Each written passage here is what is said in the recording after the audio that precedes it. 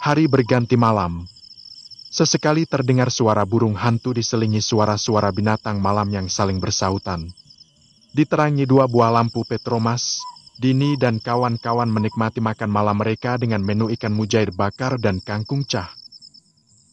"Hayo, dihabisin ikannya," kata Pak Niko sambil menikmati pedasnya sambal bakar. "Ikannya gurih, Pak Niko. Beda rasanya dengan yang di kota," ujar Dini. Dia baru saja menghabiskan seekor ikan mujair yang gemuk. "Pakannya beda, Nak Dini," Pak Niko menimpali sambil terkekeh. "Ikan-ikan ini diberi pakan jagung sama Pak Abet. Daun kangkung juga dimakan." Pak Abet itu jarang ngomong ya?" Dini bertanya setengah berbisik. "Orangnya diam saja." Pak Niko terlihat sedikit tercenung. "Ya, orangnya memang pendiam. Kalau tidak diajak ngomong, ya begitu." Tiba-tiba saja Pak Abet sudah berdiri di samping Pak Niko sambil menyodorkan sebotol minuman tuak. Pak Niko segera membuka tutup botolnya dan menuangkan sedikit di tempurung kelapa sebagai pengganti cawan, lalu meminumnya sekali teguk. "Ayo minum sedikit, Nak Dini, untuk menghangatkan badan." Meskipun tidak terbiasa dengan minuman keras, mau tak mau Dini harus meminumnya sedikit. Jika Dini menolak, itu sama saja dengan tidak menghargai orang yang ada di depannya. Dan ini sudah menjadi adat kebiasaan di desa Koja. Satu persatu mereka menenggak tuak itu dari satu tempurung yang sama. Walaupun terkesan menjijikan, tapi semua harus menepis rasa itu agar tidak menyinggung yang empunya pondok. "Nak Dini, Pak Niko." Pak Donald mendekat, duduk di samping Dini. "Saya merasa ada yang aneh di sekitar pondok ini." "Aneh gimana, Pak Donald?" Dini menatap Pak Donald. "Sejak tadi saya melihat banyak makhluk halus berkeliaran. Kayaknya sebangsa siluman." Raut wajah Pak Donald terlihat serius ketika mengatakan hal itu. "Tapi sepertinya mereka tidak bisa mendekati tempat ini. Saya bisa merasakan ada kekuatan yang memagari tempat ini." Pak Niko hanya tertawa terkekeh. Sambil menghembuskan asap rokoknya, Pak Niko berkata, "Tempat ini dijaga oleh leluhurnya Pak Abet. Jadi bisa dikatakan bahwa meskipun mereka sudah tidak ada, roh mereka tetap akan melindungi keturunannya. Biasanya para leluhur seperti ini dulunya adalah orang-orang yang sakti." "Betul." Pak Donald mengangguk membenarkan. "Meskipun kita orang beragama, tapi tak bisa dipungkiri bahwa kehidupan kita sebenarnya tak terpisahkan dengan hal-hal yang supranatural. Tapi sebenarnya ini sudah menjadi tradisi kita turun-temurun. Saya sendiri memperdalam ilmu gaib untuk melengkapi apa yang tidak mampu orang lakukan. Tapi tentunya, semuanya itu untuk kebaikan kita. Oh ya, besok pagi kita sudah harus melanjutkan perjalanan," kata Dini mengalihkan pembicaraan. "Yang penting persiapkan fisik dan mental saja, Nak Dini." Pak Niko menyesap asap rokoknya. "Setelah 1 jam perjalanan, kita akan sampai di hutan batu. Hanya lewat hutan batu itu, kita bisa sampai di puncak Tengguiran. Maaf Pak Niko, apa betul hutan itu memang angker?" Pak Niko menghela nafas panjang. Raut wajahnya berubah muram. "Saya dengan Pak Abet memang sudah 2 kali pernah masuk ke hutan itu. Pertama kali kami hampir tersesat. Kedua kali kami masuk ke sana, kami memberi tanda di jalan atau di pohon, agar kami bisa pulang dengan mengikuti tanda itu. Apa benar di hutan itu ada ular piton raksasa?" tanya Dini lagi. "Saya sama Pak Abet belum pernah melihatnya." Pak Niko hanya menggeleng. "Memang dulu pernah ada beberapa orang dari desa yang coba-coba masuk ke hutan itu. Katanya ada ular piton raksasa yang menghadang di depannya. Karena takut dimangsa, mereka mengurungkan niatnya untuk masuk terus ke dalam hutan. Barangkali ular itu memang penunggu hutan itu. Kalau itu ular pemangsa, jelas mereka tidak akan sempat lari," kata Dini sambil mengusap dagunya. "Betul itu, Den," ujar Pak Donald. "Bisa jadi kemunculan ular itu hanya memperingatkan mereka akan bahaya yang ada di hutan itu. Apakah kita tetap akan melanjutkan misi ini?" Semuanya terdiam. Terlihat Dini mulai ciut nyalinya. Tapi bukankah ada Pak Donald di sini? Sebagai seorang paranormal yang menguasai ilmu gaib dan ilmu seni bela diri, tentu dia bisa mengatasinya. Tentu saja kita tetap melanjutkan misi ini. Dini menjawab tanpa ragu-ragu. Kita tidak boleh menyerah sebelum kita menghadapi tantangan yang kita sendiri belum melihatnya.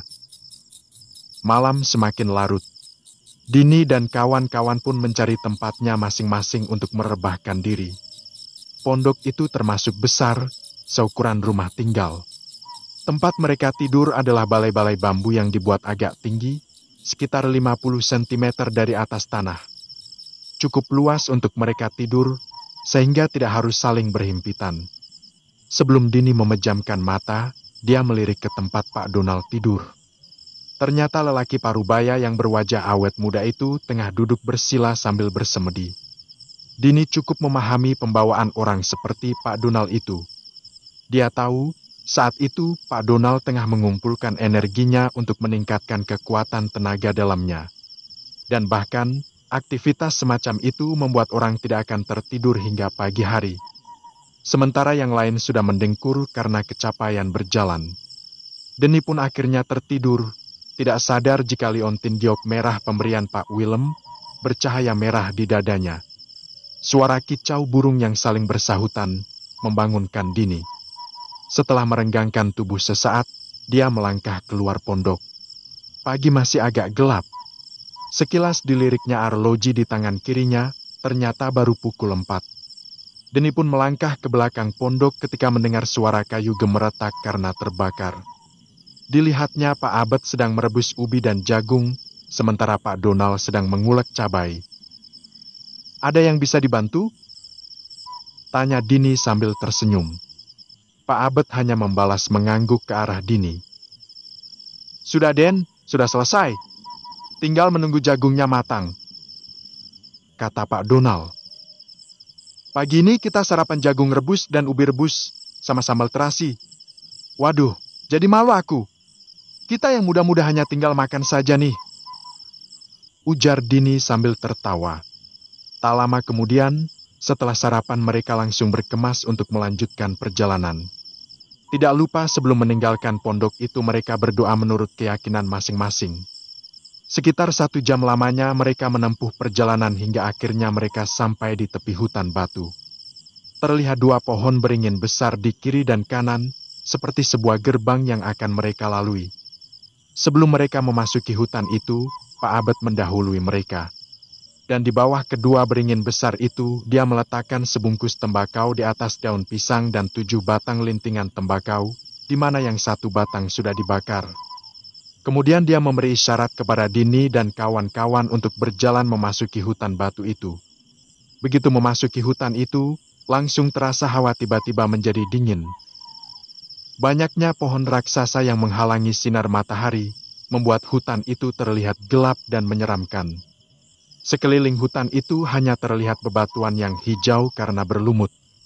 Mereka berjalan dengan hati-hati karena tanah juga berlumut, sambil sesekali menyapukan pandangan ke sekeliling hutan. Semua berjalan dengan sikap waspada sambil mengawasi ke setiap sudut hutan. Di sela-sela suara kicau burung, tiba-tiba terdengar suara yang lain. Seperti ada segerombolan binatang yang bergerak ke arah mereka. Semuanya berhenti melangkah dan berusaha mencari tahu sumber suara itu. Geroka, geroka, geroka, geroka. Ayo semuanya naik ke atas batu itu. Pak Donald mengarahkan telunjuknya ke sebuah batu besar yang tepat berada di dekat situ. Hati-hati jangan sampai kepleset. Jangan panik. Setelah semuanya berada di atas batu, Pak Donald berkata, semuanya saling berpegangan tangan. Yang di kiri kanan memegang pundak saya. Jangan bersuara. Kemudian dia menutup mata dan mengatupkan kedua tangannya. 1 menit kemudian, muncullah segerombolan babi hutan bertaring panjang. Di dekat batu tempat mereka berdiri, gerombolan babi hutan itu berhenti dan mulai mendengus selalu berpencar. Mereka bisa mencium bau manusia di tempat itu. Tapi anehnya, gerombolan babi hutan itu seperti tidak melihat keberadaan Dini dan kawan-kawan yang berdiri di atas batu. Tak lama kemudian, Gerombolan babi hutan itu pergi meninggalkan tempat itu setelah mangsa yang dicari tidak kunjung terlihat. Sudah aman. Pak Donald membuka matanya. Babi-babi itu sudah pergi jauh. Wih, hampir saja kita jadi makanan babi. Roni menyeka peluh di dahinya. Udara dingin begini, kenapa kamu berkeringat? Jamal menatap Roni sambil tertawa, diikuti oleh yang lain. Terima kasih, Pak Donald. Pak Niko menepuk pundak Pak Donald sambil tersenyum. Kalau tidak ada Pak Donald, saya tidak tahu harus bagaimana menghadapi babi-babi yang buas itu. Sudahlah, yang penting kita selamat, kata Pak Donald. Pak Niko lihat kan, wujud babi-babi hutan itu tidak seperti lazimnya. Semua bertaring panjang sampai ke tanah. Betul. Apakah itu siluman? Pak Niko dan yang lain terperangah. Pak Donald mengangguk membenarkan. Mereka sudah mengawasi kehadiran kita di hutan ini. Yang penting kita tetap waspada. Mereka pun melanjutkan perjalanan menyusuri hutan batu itu. Semakin mereka masuk ke dalam hutan itu, suasana terasa semakin gelap. Dan tak lama kemudian perjalanan mereka terhenti di sebuah bukit batu. Bukit batu itu seperti terbelah dua, sehingga terlihat ada celah di tengah bukit itu, tapi penuh dengan semak belukar yang berduri. Nak Dini, kita harus lewat sebelah kanan. Arah itu menuju ke puncak gunung ini. Lihat itu, puncaknya sudah kelihatan. Pak Niko mengarahkan telunjuknya. Terlihat puncak gunung Tenggoweran yang ditumbuhi alang-alang tajam menyerupai tebu. Dini mengerutkan alisnya. Dia mencoba mengingat gambar dan petunjuk yang ada di dalam peta. Dalam peta itu ada petunjuk berupa gambar segitiga yang terbelah dan gambar panah di tengah segitiga itu. Itu jalannya, Pak Niko. Dini menunjuk ke arah semak belukar. Wah, Nak Dini bercanda, ya? Pak Niko terkejut. Duri-duri semak itu beracun, Nak Dini. Kita harus membabatnya. Ujar Dini. Pakai sarung tangan dan kacamata pelindung mata. Pak Abed dan Pak Niko segera mencabut parang dari sangkurnya dan mulai membabat semak berduri itu. Tiba-tiba dari atas bukit batu terdengar suara seperti suara menjerit. Mula-mula terdengar hanya satu suara. Setelah itu terdengar suara jeritan yang banyak sekali, saling bersahutan. Itu suara siluman kelelawar. Sontak Pak Donald menyuruh semuanya berkumpul sambil berjongkok. Kemudian dia menjulurkan tangannya dan mengitari sekeliling tempat mereka berada, seolah-olah menggambar lingkaran di udara secara horizontal dan vertikal. Setelah itu ia ikut berjongkok sambil mengatupkan kedua tangannya, sementara bibirnya berkomat-kamit seperti melafalkan sebuah mantra. Sedetik kemudian, sekawanan hewan hitam bersayap bermunculan dari atas bukit batu. Sekawanan kelelawar buas yang besar terbang di atas kepala mereka dengan suara yang memekakan telinga. Setelah berputar 3 kali di atas kepala mereka, kawanan kelelawar itu pun terbang menjauh dan akhirnya suara jeritan itu pun lenyap. Sudah aman. Pak Donald berdiri dan mengibaskan tangannya. Ayo lanjutkan pekerjaan. Semak berduri itu akhirnya habis dibabat oleh Pak Abed dan Pak Niko. Kita harus segera melanjutkan perjalanan melalui celah bukit itu. Sebentar lagi kita akan sampai di tujuan misi kita ini. Kata-kata Dini membangkitkan semangat kawan-kawannya. Pak Abed dan Pak Niko berjalan di depan sambil sesekali membabat semak belukar untuk membuka jalan. Beberapa kali mereka dihadang ular hitam, tetapi dengan mudahnya Pak Donald mengusir ular-ular itu pergi menjauh tanpa harus membunuh. Kira-kira setengah jam kemudian mereka keluar dari celah bukit batu itu sambil merasakan hangatnya sinar matahari yang menerpa tubuh mereka. Sebuah padang ilalang terbentang di hadapan mereka dan tak jauh dari situ ada sebuah bukit berbentuk perahu terbalik. Akhirnya, ucap Dini sambil tertawa. Matanya berbinar-binar memandang bukit itu. Nak Dini, panggil Pak Niko sambil mendekat ke samping Dini. Apakah bukit itu yang menjadi tujuan kita? Benar, Pak Niko. Kita akan melakukan eksplorasi di bukit itu. Kami ditugaskan untuk menemukan sejenis tumbuhan langka sebagai bahan obat penyembuh kanker. Dini tetap merahasiakan bahwa tujuannya yang lain adalah untuk mencari harta karun. Sepertinya tidak ada jalan menuju ke bukit itu, kata Valen sambil menyapukan pandangan ke padang ilalang yang terbentang di hadapan mereka. Memang tidak ada jalan menuju ke sana. Kita harus membuat jalan sendiri. Dini mengeluarkan kompas dari tas pinggangnya untuk melihat arah mata angin. Apakah sudah sesuai dengan yang tertulis di dalam peta? Sejauh ini kita berada di jalur yang benar. Saat ini baru jam 10:15. Ayo kita lanjutkan perjalanan melewati padang ilalang. Tunggu nak Dini. Tiba-tiba Pak Donald mengangkat tangan kanannya sambil memejamkan mata. Sepertinya ada pintu di tengah-tengah ilalang. Apakah itu jalan masuk menuju ke bukit, ya?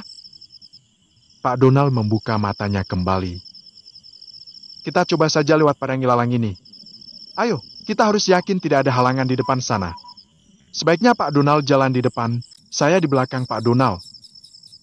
Mereka akhirnya melanjutkan perjalanan melewati padang ilalang. Pak Niko dan Pak Abed kini berjalan paling belakang karena kali ini medan yang mereka lalui masih terasa asing di mata kedua lelaki paruh baya itu. Saat ini mereka berada di tengah-tengah padang ilalang ketika cuaca berubah secara tiba-tiba. Cuaca yang tadinya cerah, perlahan meredup dan kabut mulai menyelimuti mereka. Semua saling berpegangan, seru Pak Donald. Jangan ada yang bergerak. Waduh, ada apa lagi ini? Roni mulai dilanda ketakutan. Tak berapa lama, kabut pun menghilang dan cuaca kembali normal. Semua bernafas lega, tapi hanya sepersekian detik. Yang terlukis di raut wajah mereka saat ini adalah keterkejutan yang teramat sangat. Kita berada di mana? Valen yang lebih dulu bertanya dengan kebingungan. Bukankah tadi kita berada di tengah ilalang? Roni balas bertanya. Semuanya diliputi tanda tanya. Mereka menyapukan pandangan ke sekitar tempat itu, karena saat ini mereka berdiri di tengah jalan. Pak Donald lalu memeriksa jejak yang ada di tanah. Ini sepertinya jejak roda kereta, tapi bukan kereta kuda. Samar-samar dari jauh terdengar suara roda kereta yang mendekat. Bersembunyi! Seru Pak Donald. Kontan semuanya langsung mencari tempat persembunyian. Ada yang bersembunyi di semak-semak, ada pula yang bersembunyi di balik pohon. Tak lama kemudian, sebuah kereta beroda dua dengan muatan sayuran dan rempah-rempah lewat di depan mereka. Kereta itu ditarik oleh seorang lelaki yang berotot. Pantesan tidak ada jejak sepatu kuda. Ternyata kudanya manusia. Hihihi. Roni tertawa nyengir. Semuanya keluar dari persembunyian. Mereka baru menyadari bahwa ternyata mereka telah tersesat ke sebuah desa, tetapi tidak tahu berada di desa mana. Jangan-jangan ini kampungnya orang Bunian, kata Pak Niko menatap Dini dan Pak Donald bergantian. Maksud Pak Niko, kita berada di alam siluman? Dini menatap Pak Niko dengan raut wajah terkejut. Pak Niko hanya mengangguk. Sepertinya tadi kita melakukan kesalahan. Ini akibatnya kalau terlalu ceroboh. Dini hanya diam seribu bahasa. Dia ingat kalau tadi Pak Donald sudah memperingatkannya dengan penerawangannya bahwa dia melihat sebuah pintu, kemungkinan besar mereka telah melalui pintu itu menuju ke alam lain. Pak Donald, lakukan sesuatu. Dini menatap Pak Donald lekat-lekat. Pak Donald hanya menggeleng. Dengan wajah muram dia berkata, kekuatanku sudah hilang. Semua yang mendengar sangat terkejut. Bagaimana mungkin? Orang yang justru mereka andalkan, kini tak dapat melakukan apa-apa lagi. Ya, orang yang mereka harapkan, yang bisa membawa mereka kembali ke alam nyata, hanya Pak Donald. Mengapa sampai begitu, Pak Donald?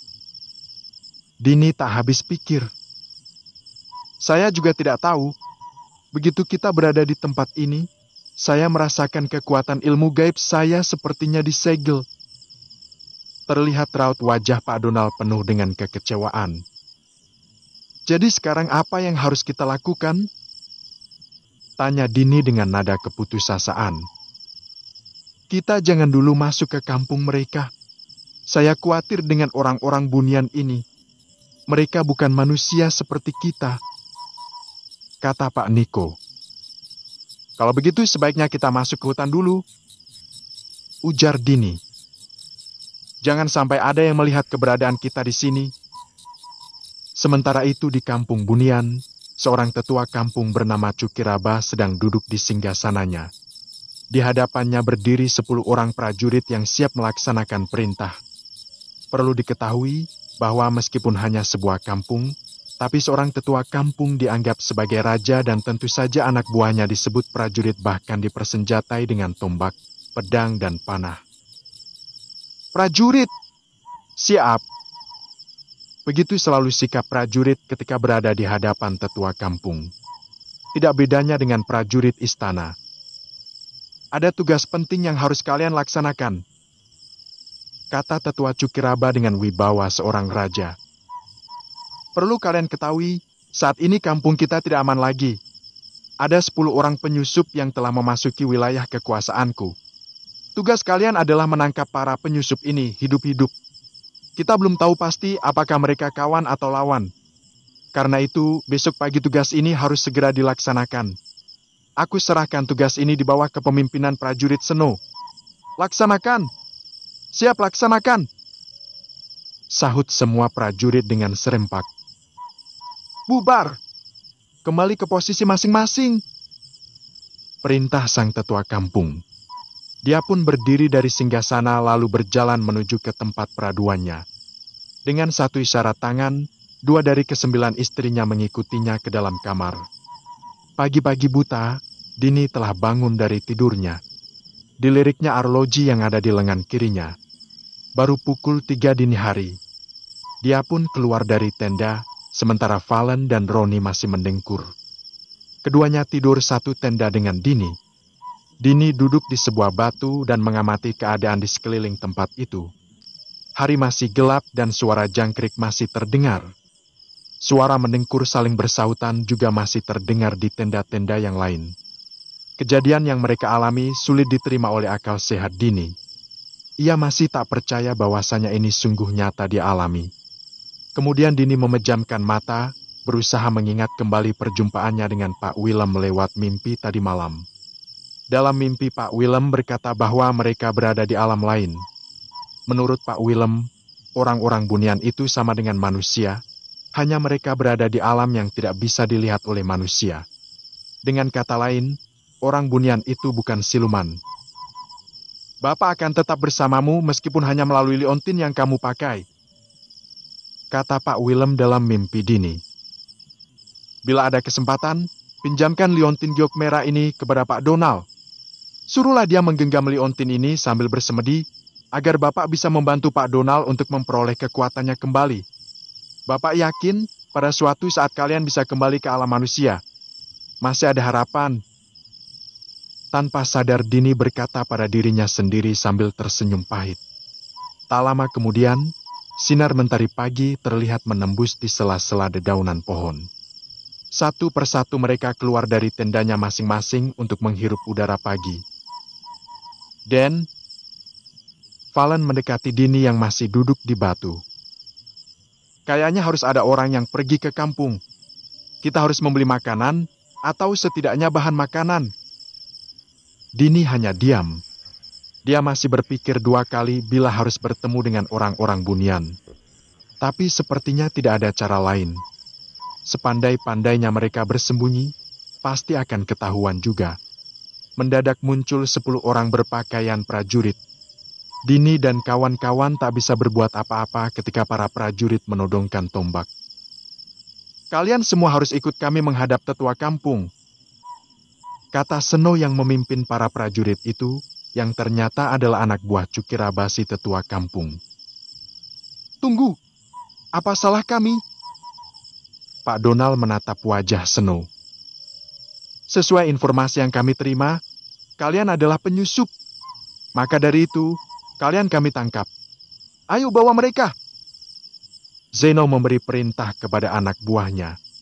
Akhirnya Dinisias digiring menuju rumah Cukiraba dengan ancaman tombak dari 10 prajurit. Saat tiba di depan rumah tetua kampung itu, ternyata Cukiraba dan ke-9 istrinya sedang berdiri menyambut kedatangan Dini dan kawan-kawan. "Selamat datang di istanaku," sambut Cukiraba sambil membentangkan kedua tangannya. Kemudian Cukiraba memberi isyarat kepada ke-10 prajuritnya untuk menepi. "Mari, silakan masuk ke dalam istanaku. Kalian adalah tamu istimewaku." Dini dan kawan-kawan hanya saling pandang.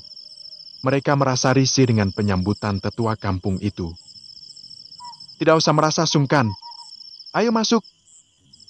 Tetua kampung yang gendut itu sekali lagi mengajak mereka masuk ke dalam rumahnya yang besar itu. Dini dan kawan-kawan diantar memasuki sebuah ruangan yang besar, di mana terdapat meja perjamuan yang besar dan panjang. Di atas meja itu telah tersaji banyak sekali makanan. "Ayo, silakan duduk. Tidak usah sungkan, kalian adalah tamu istimewaku," kata Cukiraba sambil tertawa dan langsung duduk di tempat paling ujung dari meja itu.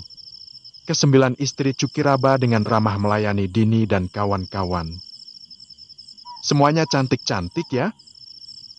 bisik Roni ke telinga Valen. "Hush, semuanya istri si tetua kampung ini," jawab Valen sambil berbisik pula. Pada awalnya semua merasa takut dan curiga untuk menyentuh makanan yang sudah disajikan. Tetapi begitu melihat Dini dan Pak Donald yang langsung menyantap paha ayam dengan lahapnya, mereka pun tanpa ragu langsung ikut menyantap makanan yang ada di hadapan mereka. Tidak ada satupun dari mereka yang berbicara. Mungkin saking laparnya, sehingga mereka hanya diam sambil menikmati makanan yang lezat. Mereka melirik ke arah tetua kampung yang tengah menikmati sepotong daging panggang yang besar. Selama menyantap makanan, Cukiraba tak pernah mengangkat wajahnya dan mulutnya tak pernah berhenti mengunyah. Ketika melihat Dini dan kawan-kawan telah selesai makan, ke-9 istri Cukiraba datang mendekat dan dengan sopan menuangkan anggur ke cawan mereka masing-masing. Ketika salah satu istri Cukiraba tengah menuangkan anggur ke cawan Roni, tanpa sengaja Roni menyenggol tangan wanita itu sehingga sedikit percikan anggur membasahi celana Roni tepat di bagian vitalnya. "Oh maaf." Spontan wanita itu mengelap celana Roni yang basah dengan kain yang menutupi bagian bawahnya sehingga paha bagian atas yang putih mulus terlihat jelas. "Sudah, tidak apa-apa, aku yang salah," kata Roni setengah berbisik. Tanpa sadar dia memegang tangan lembut wanita itu. Dengan perlahan istri Cukiraba menarik tangannya kembali. Ada rona kemerahan di pipinya, karena dia merasa saat mengelap bagian itu, seperti ada sesuatu yang tiba-tiba bergerak dan mengeras. Dia pun hanya tersenyum malu menatap wajah Roni yang juga memerah tiba-tiba. "Lain kali hati-hati, malu sama yang punya rumah," bisik Valen yang rupanya melihat kejadian barusan. Roni hanya mengangguk. Dia merasa jantungnya berdetak cepat. Dia tak menyangka mengalami sensasi birahi sesaat. Bahkan dia merasa Roni kecilnya semakin tegang saja saat paha mulus yang sempat terlihat tadi membekas di ingatannya. Akhirnya tetua kampung berdiri dan berkata, "Tamu-tamuku sekalian, setelah aku melihat kalian semua, ternyata aku sudah salah menduga. Aku mengira kalian adalah musuhku yang akan menyerang kampung ini. Tetapi setelah melihat baju yang kalian pakai, aku yakin kalian adalah orang asing yang tersesat di kampung ini. Semua warga di kampung kami tidak suka penindasan. Aku hanya meminta agar kalian juga dapat melindungi kampung kami. Di belakang istanaku ini ada 10 pondok yang kosong. Pengawalku akan mengantar kalian ke sana, dan setelah itu kalian boleh jalan-jalan dan melihat-lihat kampung ini. Sekarang saya mau istirahat." Cukiraba beranjak dari situ dan berjalan menuju ke ruang peraduannya sambil menarik salah satu dari ke-9 istrinya. Sebenarnya Pak Donald dan Dini ingin menanyakan sesuatu kepada Cukiraba, tetapi keduanya mengurungkan niatnya itu. Mereka berpikir masih banyak kesempatan untuk berbincang-bincang dengan Cukiraba si tetua kampung itu.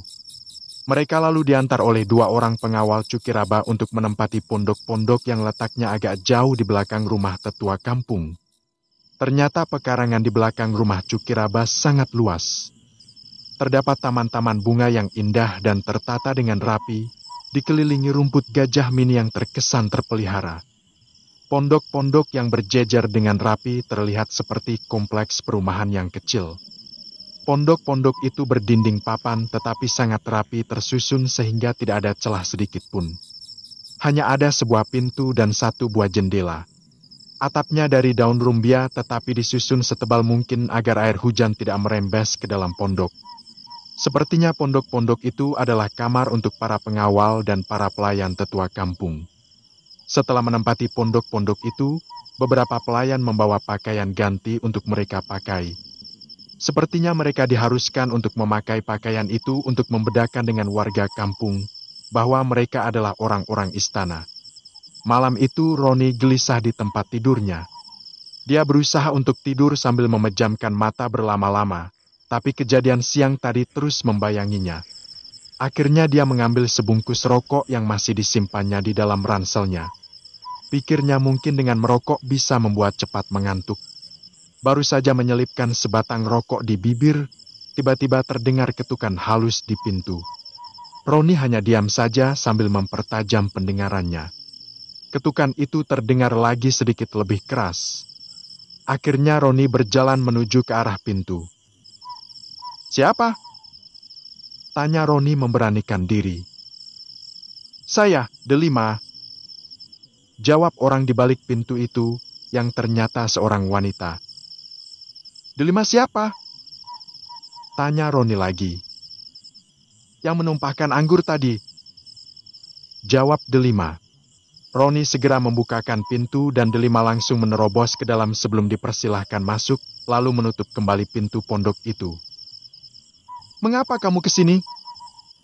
tanya Roni sambil berbisik. "Saya mau minta maaf," jawab Delima juga dengan berbisik. Dia langsung duduk di tepi ranjang. Roni juga duduk di samping Delima. "Tapi ini sudah larut malam. Kalau ketahuan kita bisa dihukum. Tuan tidak usah khawatir, semua sudah tidur pulas, kecuali Tuan dan saya," kata Delima. "Jangan panggil Tuan, namaku Roni," timpal Roni sambil menatap wajah Delima yang cantik. Delima masih berumur 18 tahun ketika dijadikan istri ke-9 oleh Cukiraba. Di antara ke-9 istrinya, Delima adalah istri yang paling muda. "Apakah kamu yakin semua sudah pada tidur?" tanya Roni. "Percayalah, tidak ada yang bisa luput dari ajian penidur," ucap Delima sambil memegang tangan Roni. Delima mengambil sesuatu yang disimpan di balik kain yang menutupi kedua pahanya. Akibatnya kain itu tersingkap dan pahanya yang putih mulus terlihat dengan jelas. Roni merasakan darahnya berdesir. Sebagai lelaki normal, dia mulai merasakan birahi yang tak tertahankan.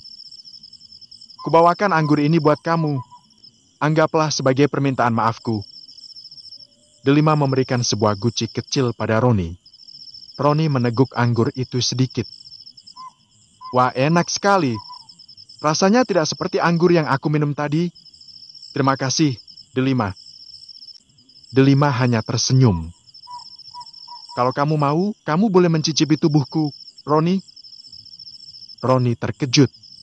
Sebagai lelaki yang lagi kesepian, mana mungkin dia menolak tawaran yang menggiurkan dari seorang wanita cantik yang saat ini berada di kamarnya. Tidak tahan lagi dengan dorongan birahi yang memuncak, Roni pun menarik tubuh Delima dan langsung melumat bibir Delima dengan nafsu yang menggelora. Delima yang sudah terangsang langsung melepaskan bajunya yang hanya sekali ditarik ke atas. Kemudian dia melepaskan kain yang menutupi kedua pahanya. Roni juga melepaskan semua pakaiannya tanpa tersisa, memperlihatkan torpedonya yang lumayan besar karena sudah tegang sejak tadi. Sambil melumat bibir Delima, tangan Roni mulai menggenggam kedua bukit lembut sambil meremas-remasnya. Kemudian tangan yang satu berpindah ke bagian bawah Delima dan mulai memainkan jari jemarinya. Tak lama kemudian, kedua insan yang dikuasai nafsu birahi itu menyatukan tubuh mereka sambil memainkan gerak pinggul. Mula-mula pelan dan lembut, lama-kelamaan gerakan menjadi cepat dan akhirnya keduanya sampai juga ke puncak. Suasana seketika menjadi hening. Hanya terdengar nafas yang saling memburu. Suara kicau burung yang saling bersahutan di pepohonan menandakan hari sudah pagi. Satu persatu para penghuni pondok keluar untuk sekedar menghirup udara di pagi hari atau merenggangkan tubuh sejenak untuk memperlancar peredaran darah. Valen berjalan ke arah Dini yang sedang melakukan pemanasan badan.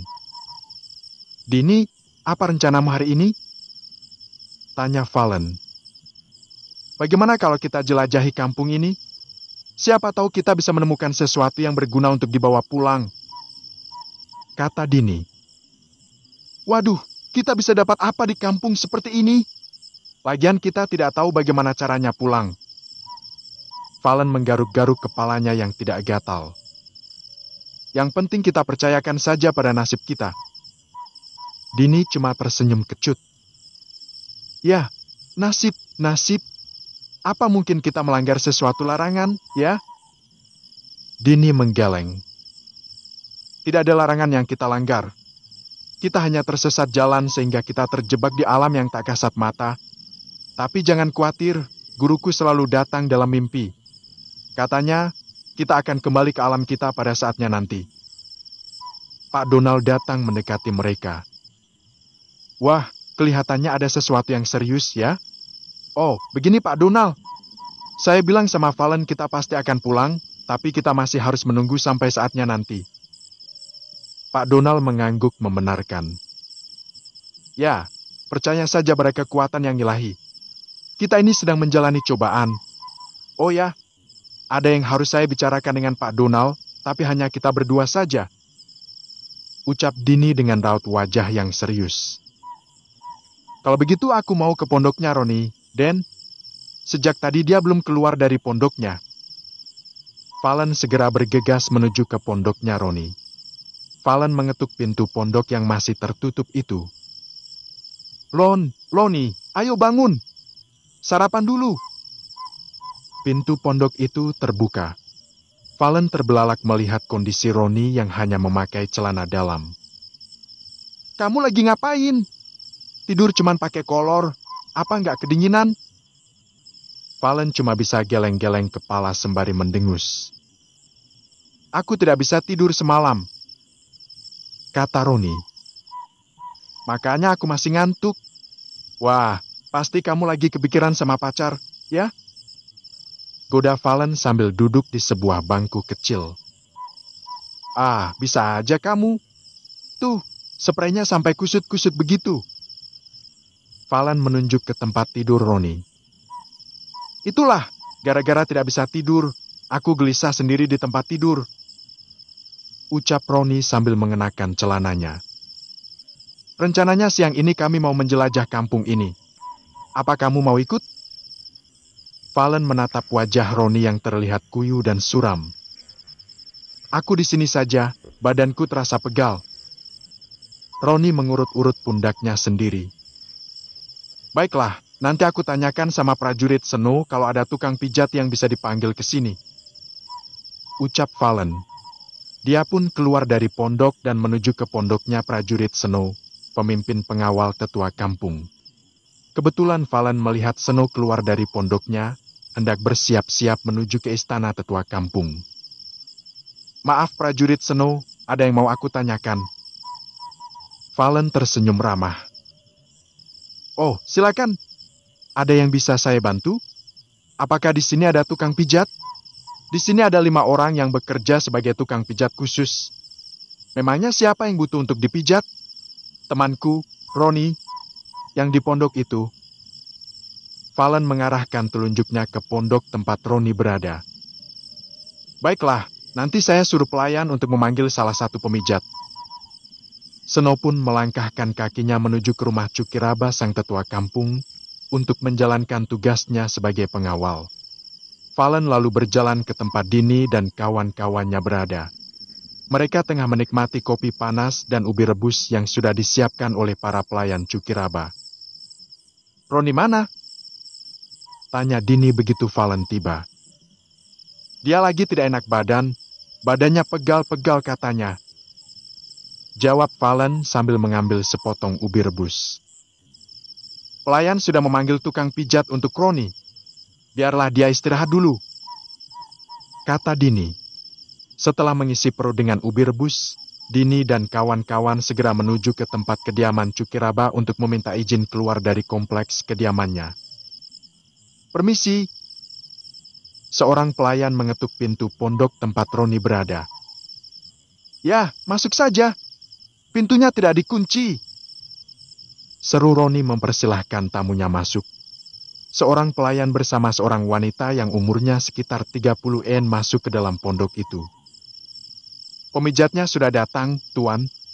Saya permisi dulu, kata pelayan itu dengan ramah. Dia segera bergegas keluar dan tidak lupa menutup kembali pintu pondok itu. Maaf Tuan, saya duduk di ranjang, ya? Ucap wanita itu dengan sopan. Meskipun sudah berumur 30-an, tapi wanita itu terlihat masih cantik. Postur tubuhnya terlihat padat berisi, sehingga bagian-bagian tubuh yang kenyal dan berlekuk terlihat sangat seksi. Roni menelan ludahnya ketika tubuh wanita itu bersentuhan dengan tubuhnya karena sekarang wanita itu sudah duduk di ranjangnya. Kain yang menutupi bagian bawah wanita itu sedikit tersingkap, sehingga pahanya terlihat jelas. Belum lagi dua bukit yang besar dan kenyal tersembul keluar saat wanita itu sedikit membungkuk. Otomatis sesuatu yang berada dalam celana Roni semakin mengeras, seolah-olah ingin keluar dari penghalangnya. Dibuka saja bajunya, Tuan, kata wanita pemijat itu. Celana juga? Tanya Roni berlagak bodoh. Tidak usah, bajunya saja. Wanita itu tersenyum, tapi ada rona kemerahan di pipinya.